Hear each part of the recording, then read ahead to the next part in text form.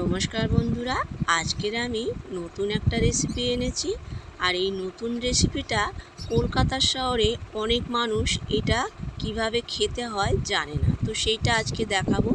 এটা হচ্ছে থানকুনি পাতা। আর এই থানকুনি পাতাগুলো সুন্দর করে পাতাগুলো বেছে নিতে হবে।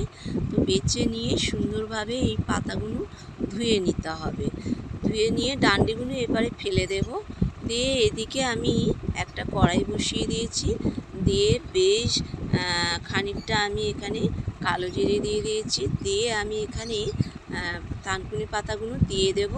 আর অনেকে চাইলে এটা থানকুনি পাতা ভালো করে ধুয়ে কাঁচা লঙ্কা দিয়ে বেটে গরম ভাতে সর্ষের তেল দিয়ে খেতে পারে। এটাও খুব সুন্দর, শরীরের জন্য খুবই উপকার, আর এটা খেতেও ভালো লাগবে। আমি আজকের একটু অন্য রকম করে দেখালাম। তো এই কালো জিরে দিয়ে ভেজে আমি এখানে একটু চিংড়ি মাছ ভাজা দিয়ে দিয়েছি। দিয়ে এরপরে আমি শিলে এটা বেটে নেব। তো এটা খেতে ভীষণ সুন্দর হয়েছিল। আর এই থানকুনি পাতা বাজারে যারা শাকপাতি বিক্রি করে ওখানেই পাওয়া যায়, চাইলে ওখান থেকে কিনে এনে খাওয়া যাবে। কলকাতার শহরে তো আর এখানে ওখানে হয়ে থাকে না, কিনেই খেতে হবে। গ্রামে অনেক জায়গা হয়ে থাকে। তো এত সুন্দর হয়েছে, আমি শিলেই ভাত মেখে নিয়েছি।